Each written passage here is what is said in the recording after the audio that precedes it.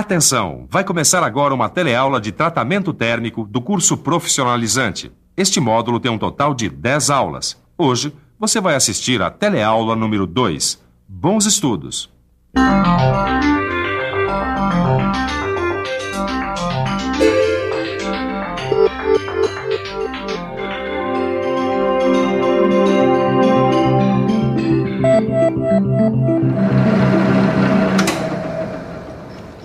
É isso aí, Ananias. Só agora eu entendi a importância do tratamento térmico na linha de produção.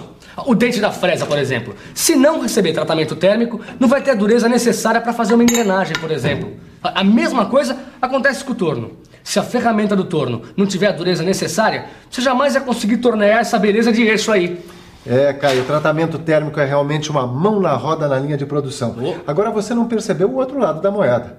Porque o aço que eu usei para fazer esse eixo aqui, ele também recebeu um tratamento térmico, só que para amolecer o aço. Peraí, você está querendo dizer que o tratamento térmico também serve para baixar a dureza do aço? É isso aí, Caio. O tratamento térmico, ele tanto serve para endurecer quanto para amolecer o aço, dependendo da necessidade. Tá vendo só? A ferramenta do torno e a matéria-prima a ser torneada. Duas situações extremas e opostas da alteração das propriedades do aço. É importante saber que as diferenças entre os constituintes do aço também podem alterar a sua dureza. Por isso, é preciso conhecer muito bem os constituintes do aço antes de fazer o tratamento térmico. Você já viu, né? Esse é o tema da nossa teleaula de hoje. Nessa teleaula, a gente vai aprender quais são os constituintes dos aços comuns ao carbono em temperatura ambiente. E vai ficar sabendo que o aço muda a sua estrutura quando é submetido a um tratamento térmico. Quem diria, hein? Tratamento térmico para amolecer o aço e tratamento térmico para endurecer o aço. E para entender isso direitinho, a gente precisa saber quem é quem lá dentro do aço. Vamos nessa? Nossa teleaula está começando.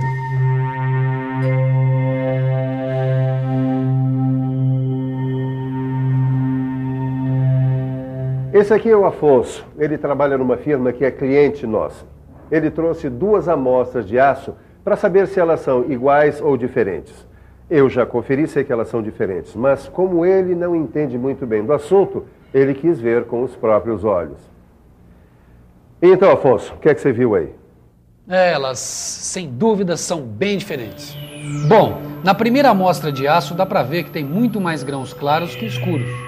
Já na segunda amostra, tem mais grãos escuros. Isso tem a ver com a concentração de carbono, não é isso, Silva? Exatamente. O que diferencia as amostras é justamente a concentração do carbono. Vamos ver as amostras de novo. Nessa aí tem muito mais grãos claros que são grãos sem carbono. Os grãos escuros são os que têm carbono. Como nesse caso existem mais grãos claros quase sem carbono, a gente diz que esse aço tem baixo teor de carbono. Nessa outra amostra, a coisa muda de figura. Repare que tem mais grãos escuros ricos em carbono, ou seja, esta amostra tem mais carbono. Nesse caso, trata-se de uma amostra com médio teor de carbono. Peraí, pelo que eu sei, quanto mais carbono, mais duro é o aço, é isso? É isso aí, Afonso. Quanto mais carbono, maior a dureza. E isso acontece justamente por causa dos grãos escuros, mais resistentes, mais duros. Agora, você sabe dizer qual é o nome dos grãos claros e qual é o nome dos grãos escuros? Mas eu não sabia nem que eles tinham nome. Pois tem, sim, senhor. Você quer saber? Os grãos claros são chamados de ferrita e os grãos escuros, cheios de carbono, são chamados de perlita.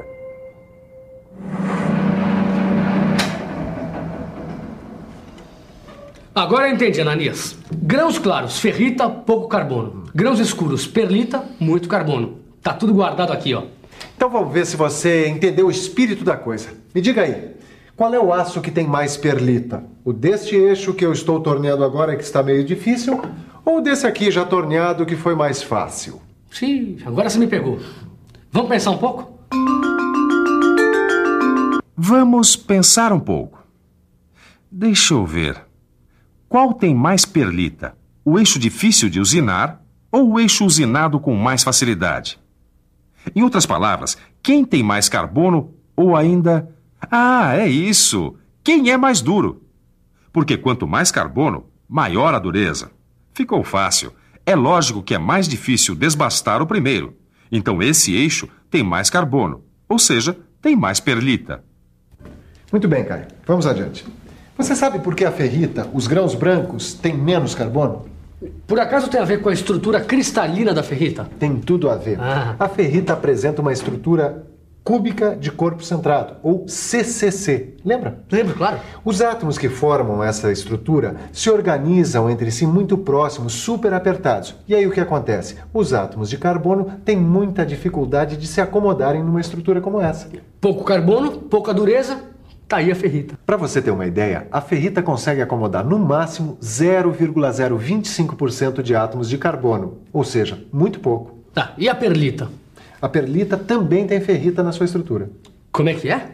Sabia que você ia se surpreender. E você também? Se surpreendeu? Para entender isso certinho, é só olhar a perlita no microscópio potente. O que é que você vê? Fique por dentro.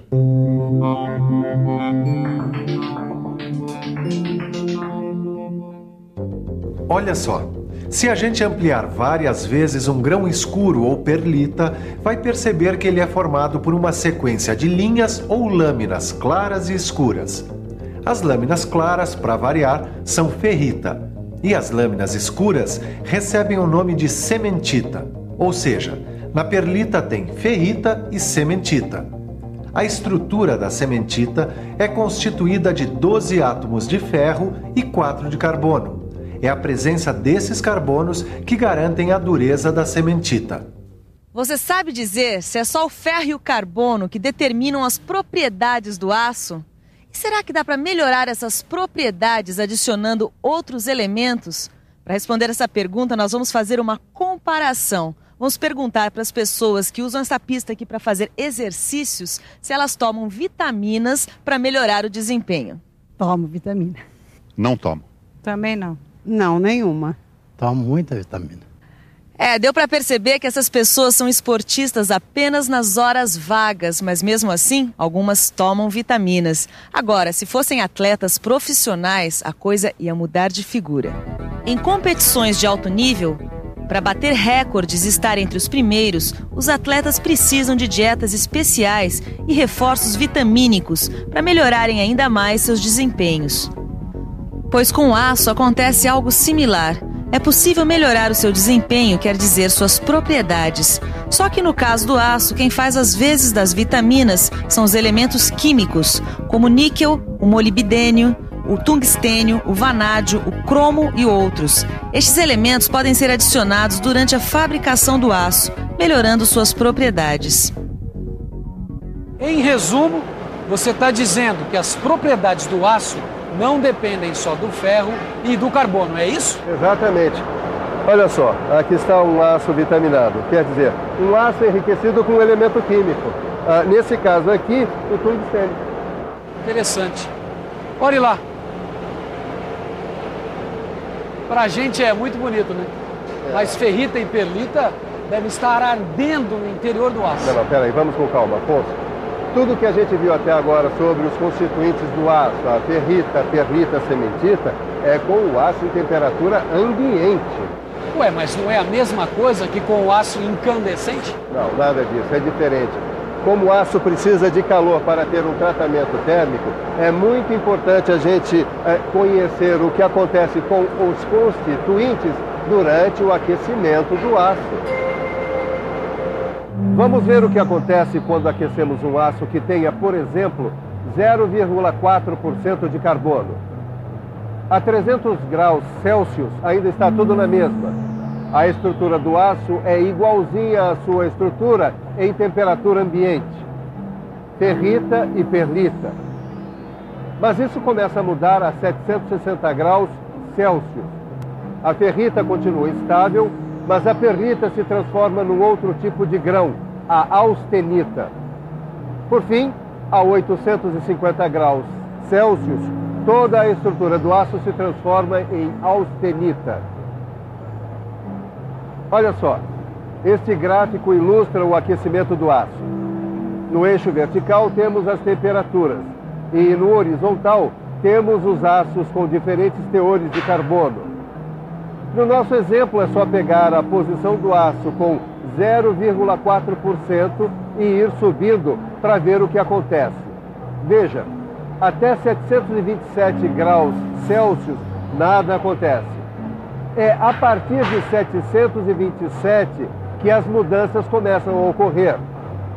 Essa região, entre o momento em que a estrutura começa a sofrer mudanças até o momento em que tudo se transforma em austenita, é chamada zona crítica. E essa região em que tudo se transforma em austenita é a zona de austenitização. Vamos ver se eu entendi. Aço com 0,4% de carbono. Tá aqui. A temperatura começa a subir. Até 727 graus, tudo bem. A perlita e a ferrita continuam aqui. A partir daqui, a gente começa a entrar na zona crítica. Ou seja, a ferrita e a perlita começam a se transformar em austenita. E a partir daqui, a gente entra na zona de austenitização, onde só dá austenita, é isso? Tá perfeito, cara. Agora repare que esses dois segmentos de reta indicam o momento exato em que cada aço passa da zona crítica para a zona de austenitização. Agora, olha só que interessante. O aço com 0,8% não tem zona crítica. Ele passa direto para a zona de austenitização. Agora, em termos de estrutura cristalina, CCC, CFC, HC, lembra? Claro. O que está acontecendo na zona crítica? Você sabe? E você? A zona crítica é o momento em que as células unitárias de CCC se transformam em CFC. Resumindo, a austenita tem uma estrutura cúbica de face centrada, apresentando menor resistência e boa tenacidade. E mais, ela não é magnética. Peraí, mas tratamento térmico é aquecimento. E resfriamento? O que acontece durante o resfriamento? Boa pergunta. É hora de ver o resfriamento do aço. E é muito simples, é só fazer o caminho inverso. Então deixa comigo. Vamos resfriar um aço com teor de 0,4% de carbono, que está a 850 graus. Ou seja, a estrutura é austenita pura. Quando a temperatura chegar a mais ou menos 760 graus, parte da austenita desaparece, dando lugar à ferrita. Tá certo? Certíssimo. Isso quer dizer que a estrutura do aço, nesse momento, apresenta só ferrita e austenita. Mas a 700 graus, a austenita já desapareceu. Aqui só dá ferrita e perlita. Ferrita e perlita, beleza. Resfriando o aço, voltamos a ter a sua estrutura original em temperatura ambiente, beleza? Opa, mas aqui tem um detalhe importante. Mas que detalhe? É o seguinte, esse resfriamento que a gente acompanhou pelo gráfico é como se o aço fosse retirado do forno e fosse resfriando lentamente em temperatura ambiente. Ué, mas pode ser diferente? Ora, mas claro que pode. Olha só, veja o que aqueles dois operários estão fazendo. Olha, você pode, por exemplo, tirar o objeto do forno e mergulhá-lo diretamente na salmoura. Entendeu? O aço resfriado dessa maneira, bruscamente, cria um novo tipo de grão mais duro, a martensita. Martensita? Calma. E você aí em casa, calma também. Nas próximas teleaulas nós vamos ver isso em detalhe. Agora é a hora da revisão. Excelente ideia. E atenção, se liga aí que é hora da revisão. Na teleaula de hoje, você viu que o tratamento térmico serve tanto para endurecer como para amolecer o aço, e que por isso mesmo é muito importante conhecer os seus constituintes. Viu que o aço é constituído por grãos claros, chamados de ferrita, e de grãos escuros, chamados de perlita. E aprendeu que, por sua vez, a perlita é constituída de ferrita e cementita. Ficou sabendo ainda que a estrutura do aço muda durante o tratamento térmico, que a determinadas temperaturas, a ferrita e a perlita começam a se transformar em austenita. E, finalmente, aprendeu que, quando resfriado bruscamente, o aço apresenta um tipo de grão mais duro, a martensita. As explicações que foram dadas nesta teleaula foram baseadas neste diagrama de equilíbrio de ferro e carbono que você encontra no seu livro de estudos. Como você sabe, para manter a forma é preciso praticar. E no seu caso, praticar quer dizer estudar e fazer os exercícios. Então, o que você está esperando?